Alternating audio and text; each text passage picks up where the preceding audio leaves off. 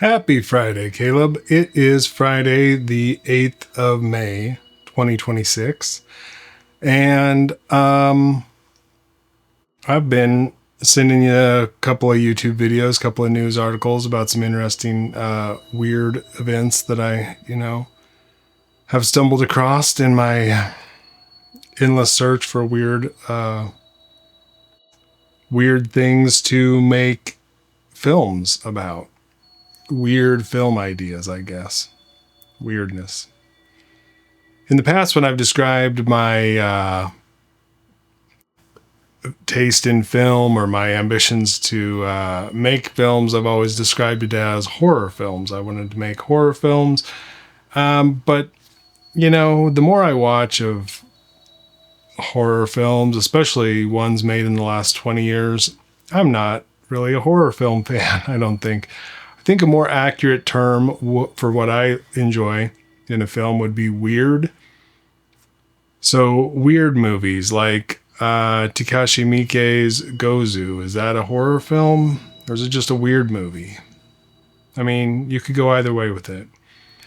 So in that ambiguity of horror versus weirdness, kind of reminds me of H.P. Lovecraft, where he'd talk about weird fiction. I don't think he ever personally described his work as horror fiction, but weird fiction certainly. So, yeah.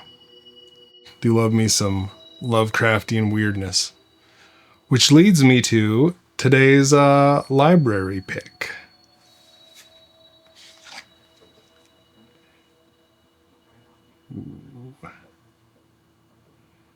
Get it on screen there. Get a good thumbnail. No. Begonia by Yorgos Lanthimos. Yeah, catch light. Come on. Whoa, there we go. Yeah, lighting's fun. So anyway, Begonia, starring Emma Stone and what is the guy's name? Jesse Plemons. And newcomer Aidan Delbus, who is actually an individual on the autism spectrum. So that's an interesting little tidbit. Very, very good performance for a first-time actor. It's a crazy film. I know you've seen it. I think you said you liked it. So, yeah. A little bit disappointing as a 4K disc. There's no Dolby Vision HDR. There's no director's commentary. There's a couple of little behind the scenes featurettes, bonus feature. Yeah.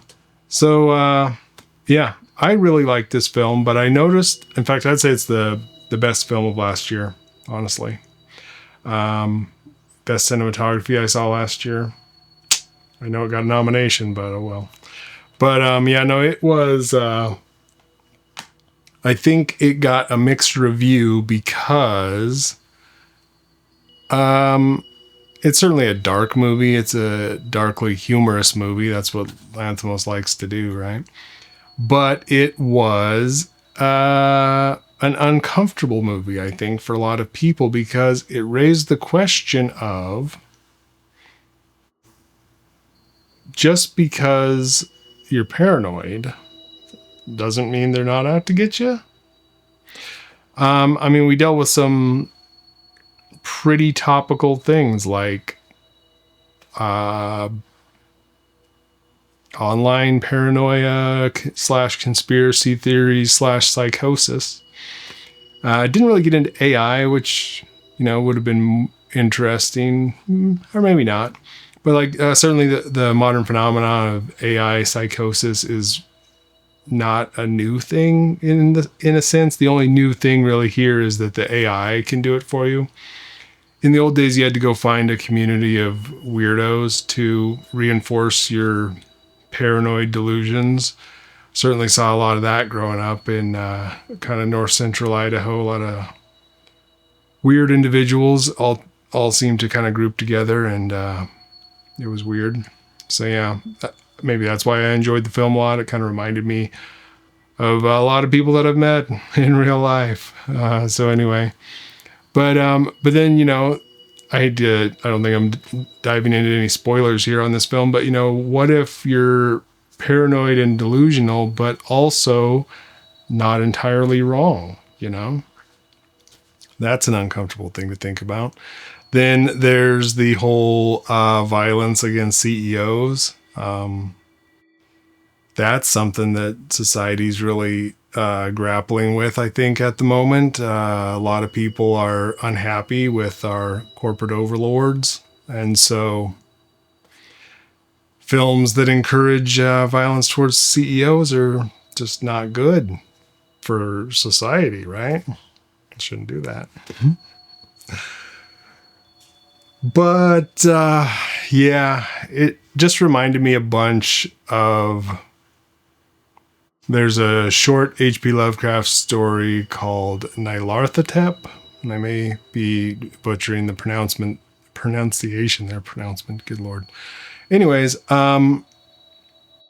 it's I should have been prepared and had it pulled up already to read off the beginning of it, but the beginning of the story, it's a very short story, and it's about this guy. He's out on the town, kind of seeing this new a demonstration of this wonderful guy that does like mentalist tricks, sort of. It's a little bit vague, but he does like this whole like dog and pony show. And from what I've read, it was inspired by Nikola Tesla, which would go around the country doing like demonstrations of electrical phenomena. So Lovecraft just thought that was, weird or interesting or entertaining. I don't know what he thought, but the story starts out, he's like, it was a time of political contention and a time of weird weather phenomena, I was like, good Lord, sounds just like the year of our Lord 2026. So anyway, that's what I've been up to, thinking a lot about society and its discontents. A little Freud there.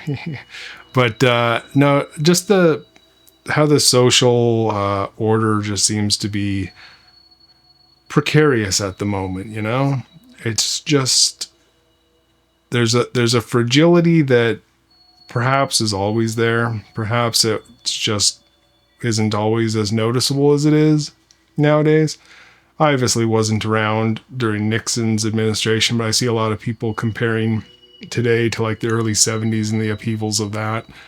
And I just wonder what types of films really speak to that, the weird ones. It's a time of weirdness. Also reading High Weirdness, they talk a lot about the early 70s as well. So I don't know. Today's obviously not the early 70s. 2026 is its own weird brand of weirdness. But I feel weird. Do you feel weird? Do we feel weird together? Anyways, have a weird week or a good week. Have a good weird week. And I'll talk to you again next Friday. So, cheers.